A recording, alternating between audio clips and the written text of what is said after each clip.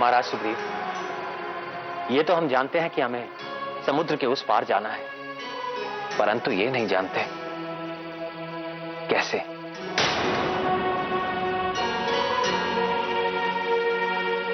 प्रभु, जितना विशाल सागर है उतना ही विशाल हमारी सेना का हृदय है।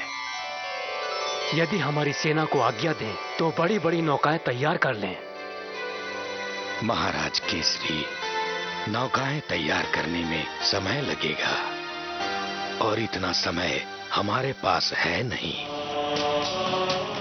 प्रभु, मेरे विचार में हमें कोई ऐसी वस्तु ढूंढनी चाहिए जो पानी पर तैर सके और साथ साथ सैनिकों का बोझ भी उठा सके। परंतु वो जो भी वस्तु हो,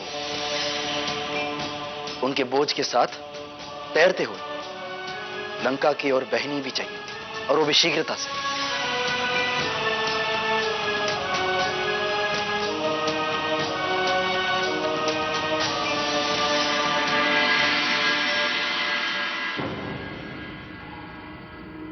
युवराज इंद्रजीत, अनुज विभीषण, सेनापति नरंतक, प्रहस्त महापार्श्व, दुर्मुख और मंत्रिमंडल के सभी सदस्यगण, आप सब सुन ही चुके होंगे वो दो वनवासी भाई राम और लक्ष्मण किष्किंधा की वानर सेना समेत सागर के उस पार पहुंच चुके हैं।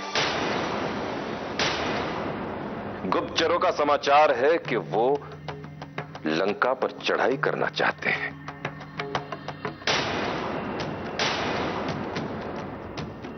यह समाचार लंका में आग की तरह फैल चुका है। प्रजा थोड़ी चिंतित हो रही है। युद्ध लंका के द्वार तक आ पहुंचा है। तो क्या आप भी भयभीत हो रहे हैं पूज्य नाना जी? शांत हो जाओ युवराज। नाना जी हमारे बड़े हैं, पूजनीय हैं, आदरणीय हैं, अनुभवी हैं। हम उनकी राय से सहमत ना हो, परंतु उनकी राय का सम्मान हमें सदैव करना चाहिए। सभासदों, जब भी कोई विकट समस्या आई है, हमने आप सबसे विचार विमर्श परामर्श करने के पश्चात ही निर्णय लिया है।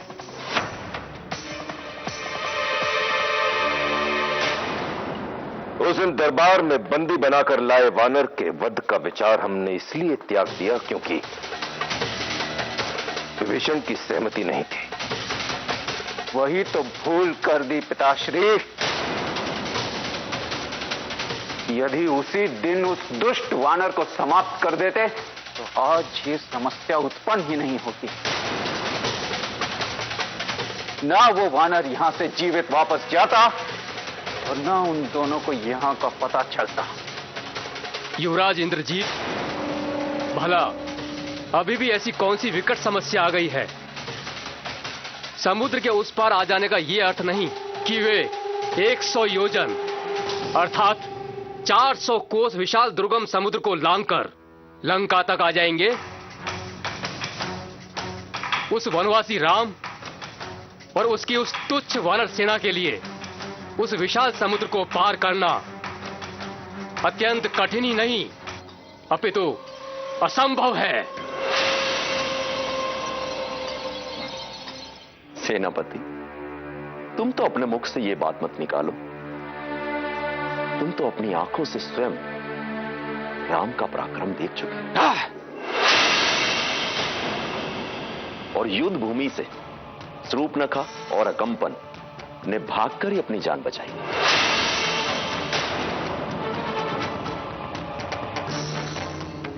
महाराज, हमें यह भी नहीं भूलना चाहिए कि शत्रु का एक दूत हनुमान समुद्र पार करके लंका तक पहुंच गया था।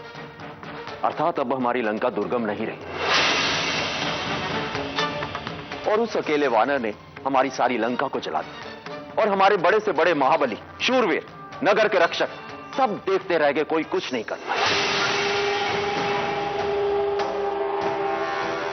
अर्थात अब हमारी सुरक्षा की दीवारें अटूट नहीं रही। तो तुम ही राय दो विभीषण, हमें क्या करना चाहिए? महाराज, हमें श्री राम।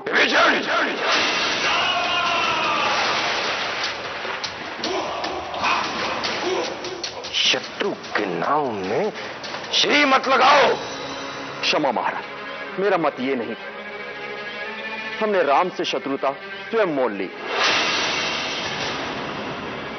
परंतु राम ने कभी भी प्रथम प्रहार हम पर नहीं किया। सबसे पहले बहन सूर्पनखा ने वहां जाकर उनसे अनुचित व्यवहार किया और फिर उसके बाद बिना विचारे खरदूषण ने अपने अहंकार के मद में उनसे शत्रुतापूर्ण व्यवहार किया और उससे भी बड़ा अनीतिपूर्ण कार्य आपने किया।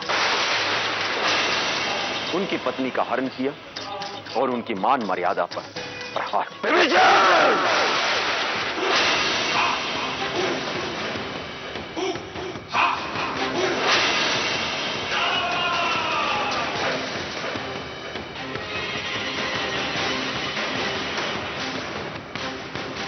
जी हां महाराज, भूल हमने की है, उसका समाधान भी हमें ही करना पड़ेगा।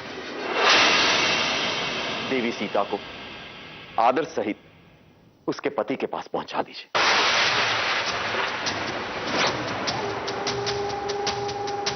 पिताश्री, हमारे त्रिलोक विजयी और गौरवशाली राक्षस कुल में एक ये छोटे काका विभीषण ही है जो सदैव और सबसे अलग बेसुरा राग अलापते हैं। हम राक्षस कुल के नहीं, हम महापुण्य आत्मा पुलस्त्य वंश के पुत्र इंद्रजित। ऐसी दम भरी निरर्थक बातें करना और बड़ों से अशिष्टापूर्ण व्यवहार करना तुम्हें शोभा नहीं देता। तुम अभी अनुभवहीन बालक हो। बालक हूं मैं, इंद्रजीत, देवताओं के गर्भ का अंत करने वाला, दैत्यों के, नागों के कुल को समाप्त करने वाला, ऐरावत हाथी के दांत उखाड़कर स्वयं देवराज इंद्र को आकाश से पछाड़कर धरती पर पटकने वाला ये इंद्रजीत अनुभवहीन बालक है।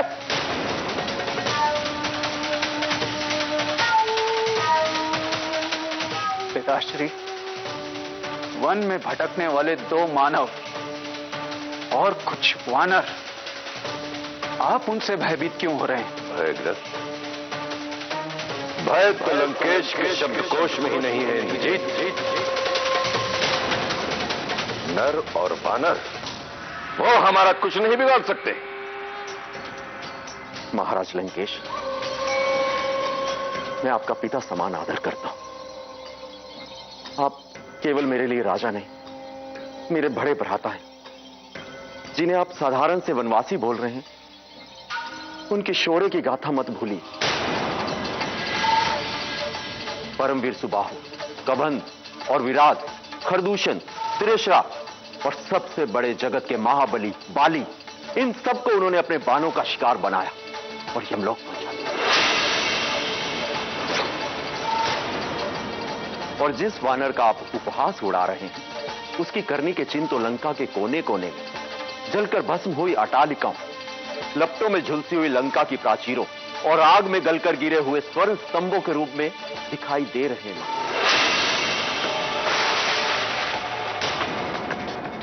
हे तात, मैं अपने समस्त विशर्वा वंश के कल्याण के लिए बोल रहा हूं। हित की बात बता रहे हैं या कायरता का पाठ पढ़ा रहे हैं काका? मैं धर्म अथवा नीति का मार्ग प्रशस्त कर रहा हूं। सचिव वैद गुरु तीन जन, प्रिय बोलिन भयात, राज धर्म तन तीन कर, होए बेगिन नाश।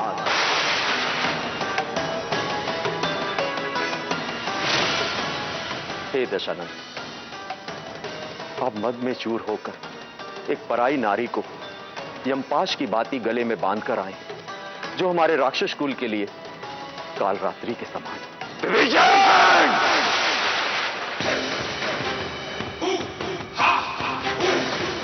तुम्हारे अतिरिक्त यदि किसी और ने ऐसे वचन कहे होते तो इसी समय अपने प्राणों से हाथ धो बैठता। क्षमा क्षमा लंकेश्वर, विचार विमर्श में इस प्रकार प्रकोप आपको शोभा नहीं देता।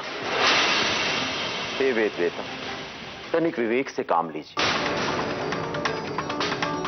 जिस पराई नारी का उसकी इच्छा के विरुद्ध पाश्विक बल द्वारा हरण किया गया हो, वो एक विषभुजी कटार की तरह हो जाती है। इसलिए मैं आपसे हाथ जोड़कर प्रार्थना करता हूं माताश्री, आप सीता को उसके पति के पास सम्मान सहित भेज दीजिए। इससे आपका मान घटेगा नहीं, परंतु तीनों लोकों में आपका सुयश फैलेगा। सुयश नहीं, अपयश फैलेगा। हमें कायर कहेंगे सब। जहां भी वीरों की सभा होगी, हमारा उपहास किया जाएगा।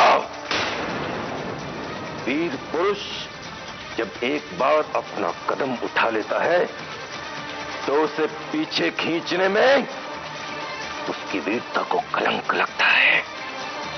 परंतु नीति शक्तिहीन पुरुषों का बुना हुआ शब्द चाल है, जिसमें वीर पुरुष कभी नहीं फंसता। नीति शक्ति की सेविका होती है। शक्तिशाली पुरुष जो करे वही नीति है और वही धर्म बन जाता है। नहीं भ्राताश्री, नहीं भ्राताश्री, यह अधर्म है और अधर्म कभी भी धर्म का साथ नहीं दे सकता। ये क्रूर शारीरिक बाहुबल धर्म को नहीं हरा सकता। केवल आपके इस अधर्म कार्य से सारे कुल का नाश हो जाएगा। मैं अपने कुल के कल्याण के लिए आपके चरण पकड़कर आपसे प्रार्थना करता हूं। हमारे चरण पकड़कर हमसे प्रार्थना नहीं कर रहा है। दशानन का गर्व से उठा शीश उसके शत्रुओं के चरणों में झुकाने का षड्यंत्र कर रहा है। तो हमें पता चल गया है, वो वानर पहले तेरे घर आया, तूने उसे सीता का भेद बताया, उसने हमारी सारी लंका में आग लगाई, परंतु तेरा घर बच गया। घर की बेटी हमें धर्म और नीति सिखाने चला है। जा उन वनवासियों के पास और उन्हें जाकर नीति सिखा, जिनसे तेरी घनी प्रीत हो रही है। आप मुझे समझने में भूल कर रहे हैं भ्राताश्री। मैं तो आपको सदा ही पिता समान समझता और सदैव ही आपके कल्याण के बारे में सोचता, और आज भी आपके कल्याण के लिए ही सोच रहा हूं। मैं उसी भाव से आपके फिर से चरण पकड़कर प्रार्थना करता हूं कि श्री राम त्रिलोक के स्वामी, उनसे वैर मत लीजिए। कुल कलंक दूर हो जा हमारी दृष्टि से। लंका में तेरे लिए कोई स्थान नहीं है।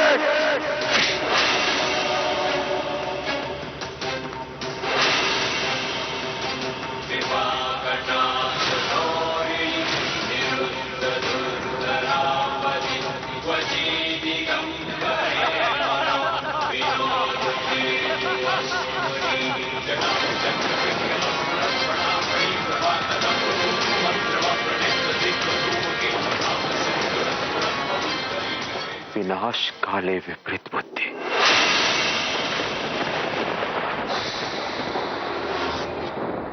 अपने विनाश की ओर जाते हुए प्राणी को अगर ईश्वर भी कल्याण की बात समझाने का प्रयत्न करे तो अपने अहंकार के मन में चूर उस प्राणी को ईश्वर भी पागल ही नजर आते। और अपनी दुर्बुद्धि को ही सर्वश्रेष्ठ मानकर आप लोगों की भांति हंसते हंसते अपने विनाश की गर्त में वो डूबता चला जाता है।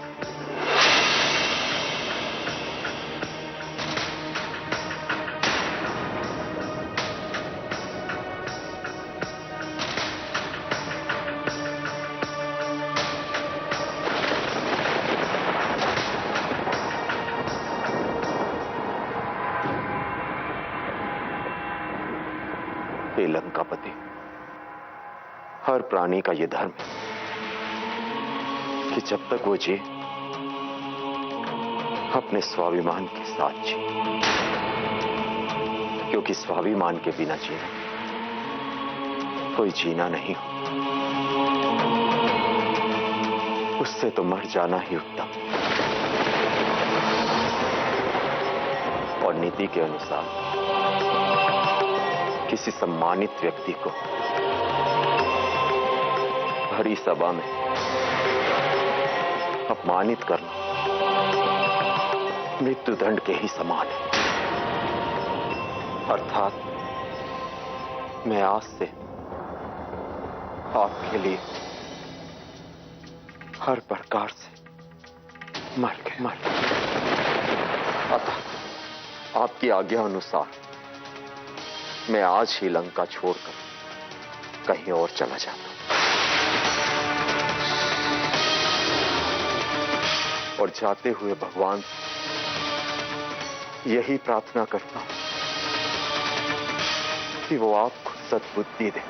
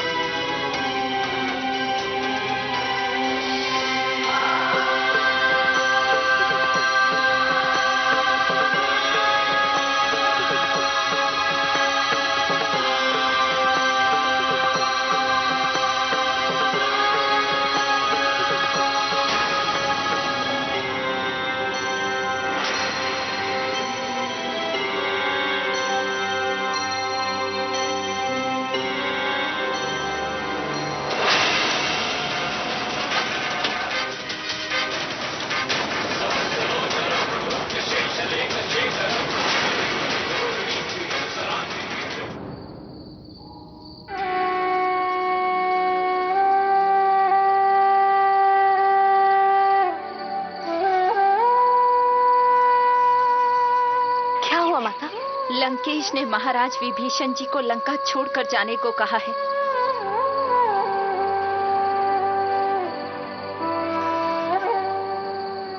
उनका दोष? उन्होंने लंकेश को यह परामर्श दिया कि तुम्हें पूरे सम्मान के साथ रघुनंदन के पास भेज दे। लंका को सर्वनाश से बचाने के लिए उन्होंने लंकेश के पांव भी पकड़े, परंतु क्या माता? परंतु उद्विग्न भाव से उन्होंने विभीषण जी को ठोकर मारी।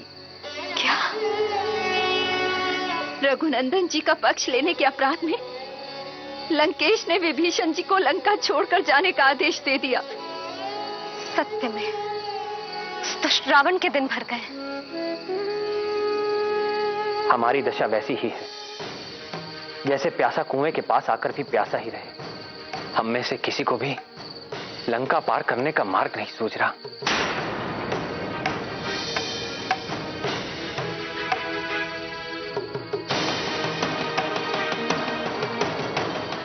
प्रभु, मुझे पूर्ण आशा है कि हमें कोई ना कोई मार्ग अवश्य मिलेगा। कब तक हनुमान? कब तक हम ऐसे ही बैठे प्रतीक्षा करते रहेंगे? मां सीता आंखें बिछाए मेरी राह देख रही है। कब तक प्रतीक्षा करेगी वो? अधिक विलंब हुआ और उसने निराश होकर कुछ? नहीं प्रभु, नहीं। माता जानकी को आप पर पूर्ण विश्वास है।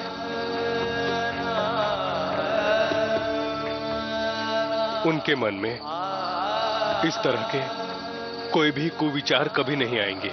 हनुमान, मैं हमारी वानर सेना का भी सोच रहा हूं। इस समय सभी युद्ध से प्रेरित हैं, परंतु समय बीतने पर सबके मन में युद्ध की प्रेरणा ही नष्ट हो जाएगी।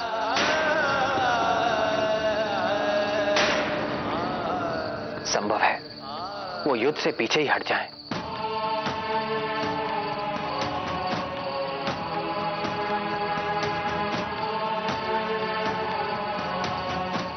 भैया, मेरे विचार से हमें इस सभा को यहीं समाप्त कर देना चाहिए। विश्राम के उपरांत हम सभी इस समस्या पर विचार करें, विमर्श करें और कल प्रातः इस चर्चा को जारी रखें।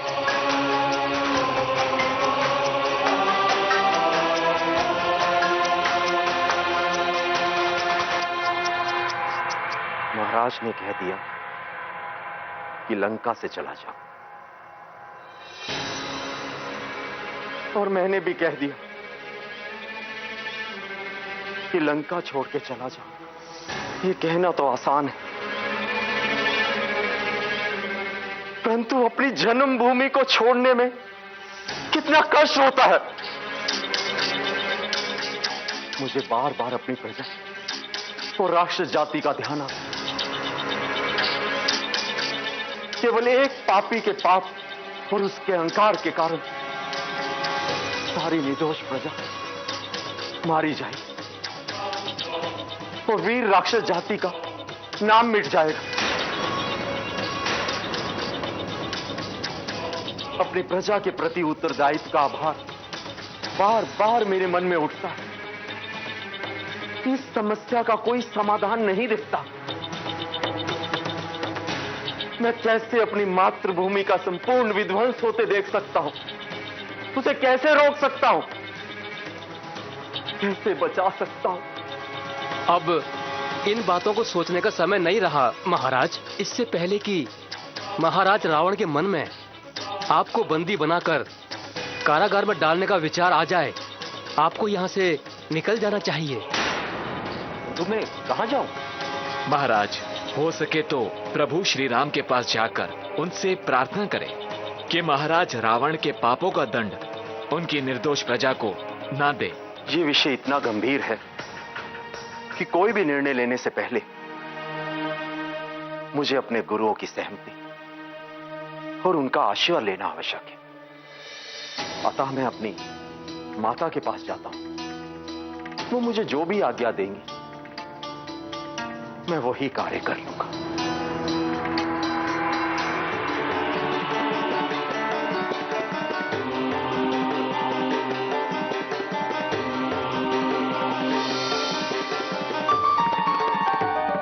दीर्घायु भव। भगवान शंकर तुम्हारी रक्षा करे। आसन ग्रहण करो।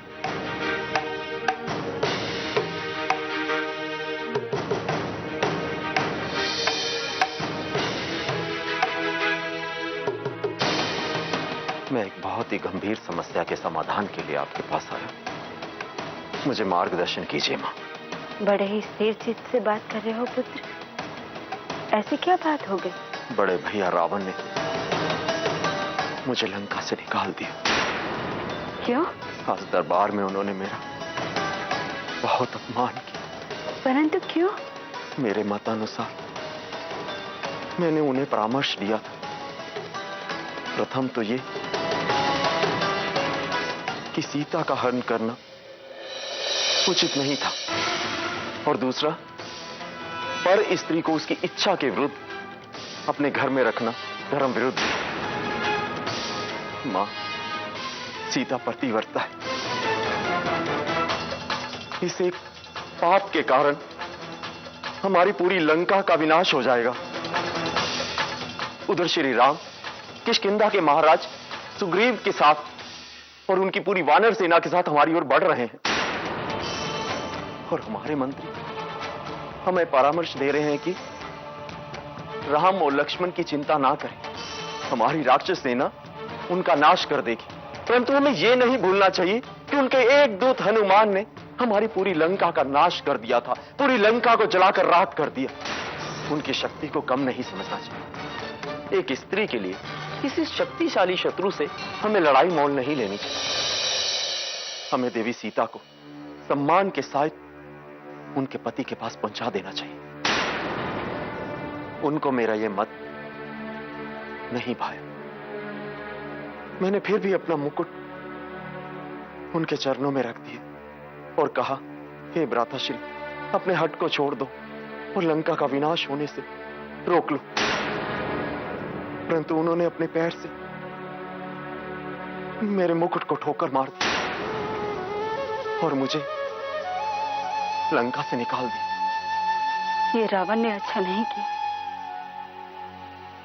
परंतु इसके पश्चात भी तुम्हारे पास और कोई उपाय नहीं है। राजा की आज्ञा है तो तुम्हें जाना ही होगा। मां, मेरे मंत्रियों और मित्रों का मत है कि मुझे स्वयं श्री राम के पास चले जाना चाहिए। उनके कारण लंका की निर्दोष प्रजा को दंड ना दिया जाए।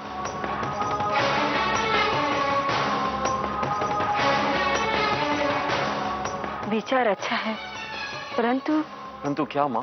परंतु इसमें बहुत संकट है। कैसा संकट मां? श्री राम तुम्हें क्यों अपनाएंगे?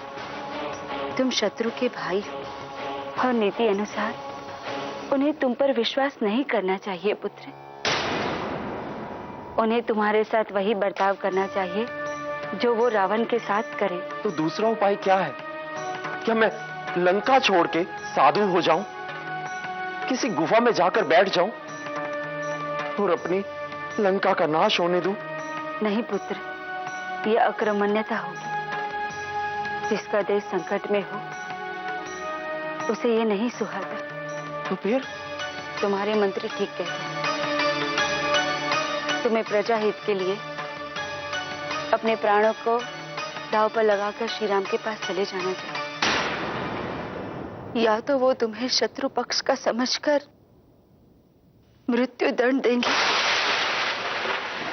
और इस बलिदान से राजकुल में उत्पन्न होने के उत्तरदायित्व से तुम मुक्त हो जाओगे। यदि वो तुम्हें एक बार वचन दे दे फिर कोई डर नहीं है, क्योंकि मैंने सुना है कि रघुकुल वाले अपने वचन के बड़े पक्के होते हैं। वे प्राण दे देंगे परंतु अपना वचन नहीं झूठा होने देंगे। मुझे लगता है कि तुम्हारे पिता महर्षि विश्ववा के कथन सत्य होने का समय आ गया है। कैसा कथन मां? एक समय तुम्हारे पिता ने हिमालय जाते हुए कहा था, देवी, तुम्हारे ज्येष्ठ पुत्र रावण का विनाश काल आरंभ हो गया है। देवताओं की प्रार्थना सुनकर विष्णु ने रघुकुल में अवतार ले लिया है। अब समय आने पर उनके द्वारा रावण सहित राक्षसों का संहार होगा। कैकसी, तुम्हारा छोटा पुत्र विभीषण अपनी जाति का उद्धार करेगा। उसी के द्वारा उन राक्षसों की रक्षा होगी जो अधर्म से हटकर प्रभु की शरण में जाएंगे। सुपुत्र, मुझे तुम्हारे पिता की भविष्यवाणी सत्य होते हुए दिखाई दे रही है। पुत्र, तुम शीघ्र ही श्री राम के पास पहुंच जाओ। मेरा आशीर्वाद तुम्हारे साथ है। मां, मैं एक बार फिर भ्राताश्री से प्रार्थना करके देख लूं। कदाचित हो सकता है इस समय उनका गुस्सा शांत हो गया हो और वो मेरी बात सुन सके। तू बड़ा साधु है विभीषण। ठीक है, फिर एक बार प्रयास कर ले। आयुष्मान।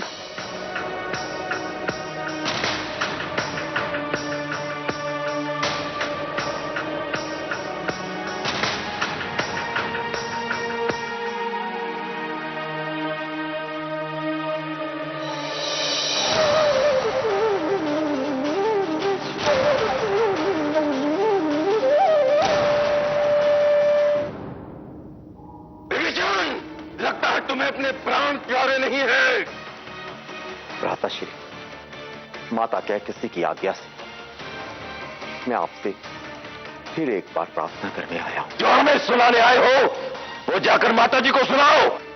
भ्राताश्री, वेद और पुराण कहते हैं सद्बुद्धि और कुबुद्धि मानव के हृदय में होती और हर प्राणी अपनी इच्छानुसार और अपने कर्मानुसार दोनों में से किसी एक का अनुसरण करता है। और शास्त्र कहता है, जहां सुमति वहां संपत्ति नाना, जहां कुमति वहां विपत्ति निधन। जो सीता हमारे राक्षस कुल के लिए काल रात्रि बनकर आई, उससे आप प्रीत जोड़ रहे हैं, और जो आपको विनाश के मार्ग में जाने से रोक रहे हैं। हमारा खाते हो और प्रीत उन वनवासियों से करते हो, हमारी कृपा की भिक्षा पर जीवित हो, परंतु शत्रु के हाथों हमारे विनाश की कामना करते हो। मूल धिक्कार है तुम जैसे कुलद्रोही पर। नहीं स्वामी, नहीं।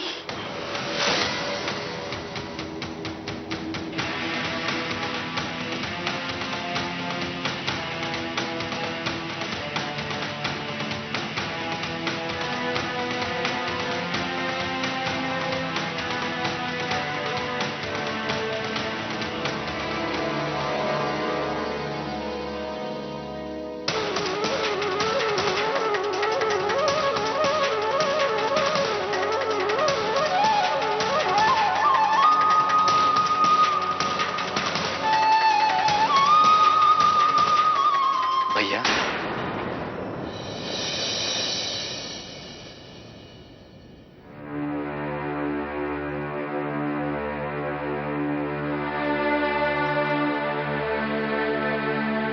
लक्ष्मण, मैं जब भी आंखें बंद करता हूं,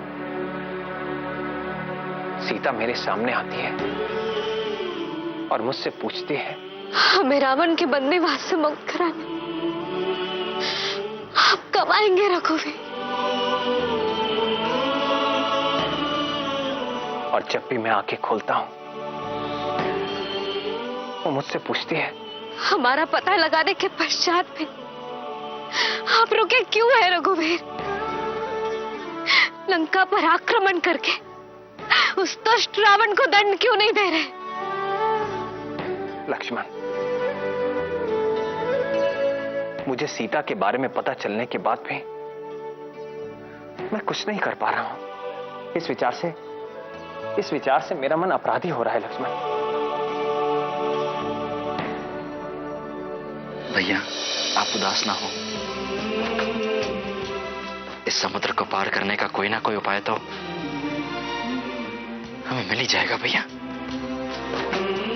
और फिर धरती, आकाश, पाताल, कोई भी हमें सीता भाभी की मुक्तता से रोक नहीं सकेगा भैया।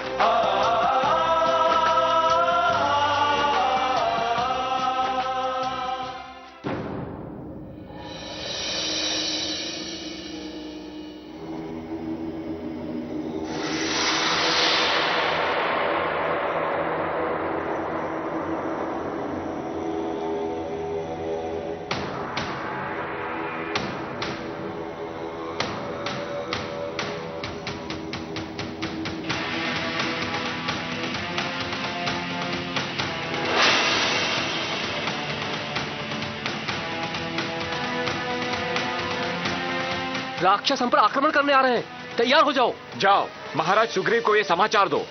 हाँ, मैं अभी जाता हूं।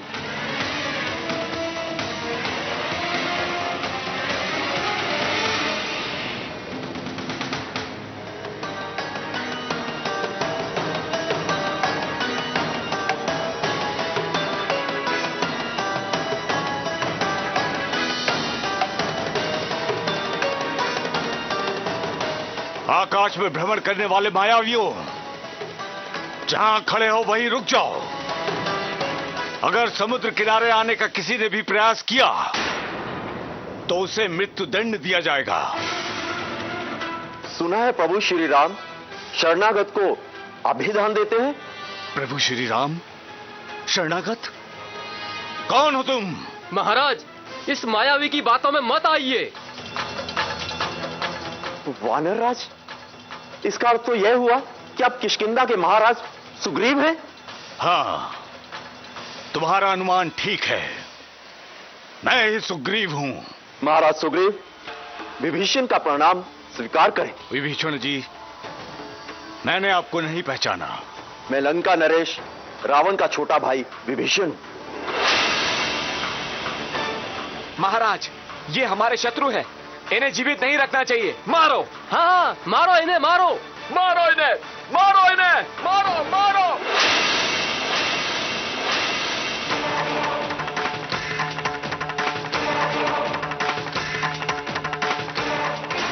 नहीं महाराज, हम आपके शत्रु नहीं, आपके मित्र हैं।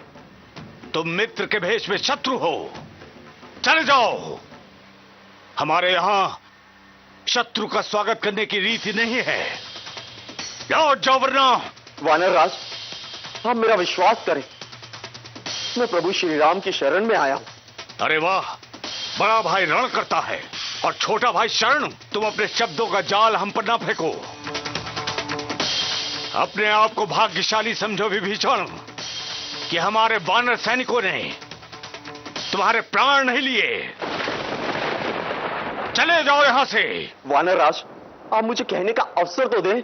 जिन्होंने माता सीता का हरण करके प्रभु श्री राम को कष्ट दिया है, वेदना दिया श्री राम को, उन्हें अवसर नहीं दिया जाएगा। और अब देंगे तो केवल मृत्यु दंड देंगे। महाराज सुग्रीव, मुझे लंकापति रावण ने लंका से बहिष्कृत कर दिया और मेरा अपराध यह था कि मैंने भ्राता श्री से यह कहा था कि माता सीता को प्रभु श्री राम के पास भेज दिया जाए। मुझे एक बार प्रभु श्री राम से मिलने दे दिया जाए। अगर प्रभु ने कहा कि मुझे मृत्यु दंड देना चाहिए तो आप मुझे उसी समय मृत्यु दंड दे दें।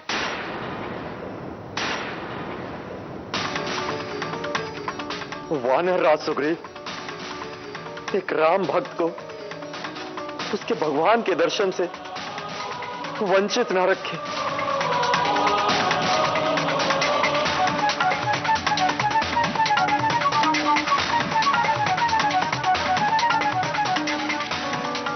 ठीक है, मैं प्रभु श्री राम को इस घटना से अवगत कराता हूं। ध्यान रखना, इनकी बातों में मत आना और इन्हें नीचे नहीं उतरने देना, समझे? जो आज्ञा वानर राज।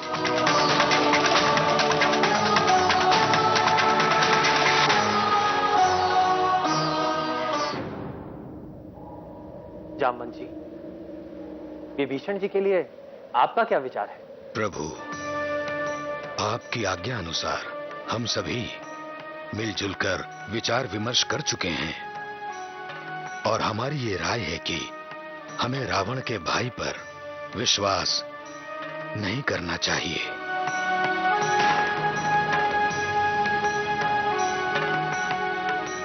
लक्ष्मण, तुम क्या कहते हो? भैया, आप तो जानते ही हैं कि राक्षस मायावी होते हैं और छल और कपट तो जैसे उनका धर्म होता है। और जहां तक विभीषण की बात है, वो तो रावण का छोटा भाई है। हम उस पर कैसे विश्वास कर सकते हैं भैया?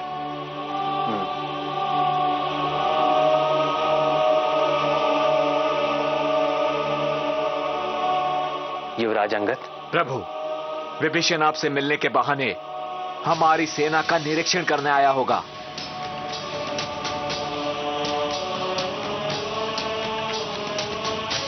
प्रभु, विभीषण पर हमारा भरोसा करना उचित नहीं होगा।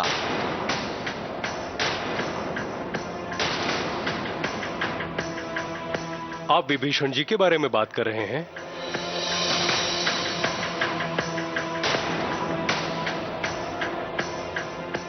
हनुमान, तुम जानते हो उन्हें?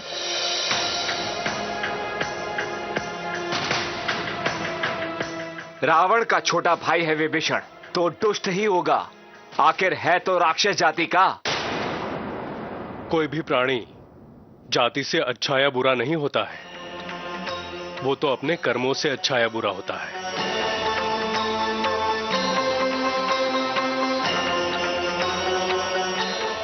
राक्षसों में राजा बलि जैसे धर्मात्मा और दानी और प्रहलाद जैसे प्रभु हरि के भक्त भी हुए हैं।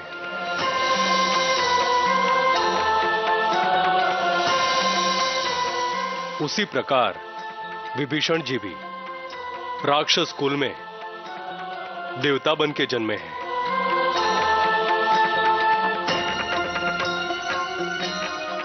वो आपके परम भक्त हैं प्रभु। लंका में केवल एक ही ऐसा घर है जहां पे आपके नाम का जाप होता है, और उन्होंने ही तो मुझे मैया का पता बताया था।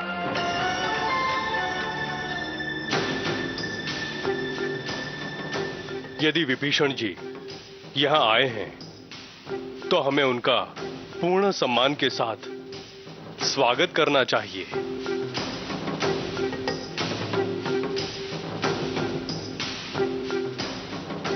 अब आप सबकी क्या राय है? हम सभी में हनुमान बुद्धिमान है प्रभु। यदि हनुमान विभीषण जी का अंतरंग जानते हैं तो हमें ना तो कोई आशंका है और ना ही कोई आपत्ति। प्रभु, यदि आपने मुझे आज्ञा दी होती तो मैं लंका फिर से विभीषण जी को मिलने के लिए जाना चाहता था।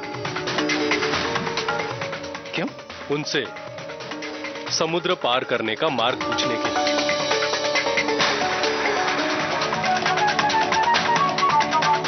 महाराज सुग्रीव, आप और युवराज अंगद जाइए, विभीषण जी और उनके अनुयायियों को आदर सहित यहां ले आइए। जो आज्ञा प्रभु।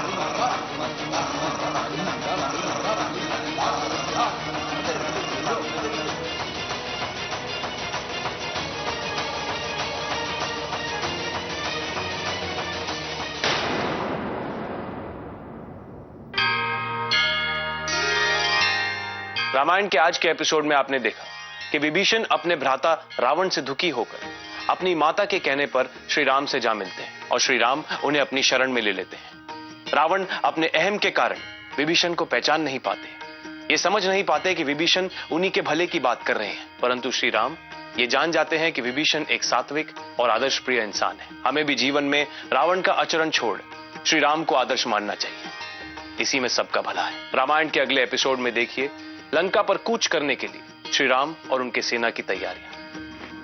जय श्री राम।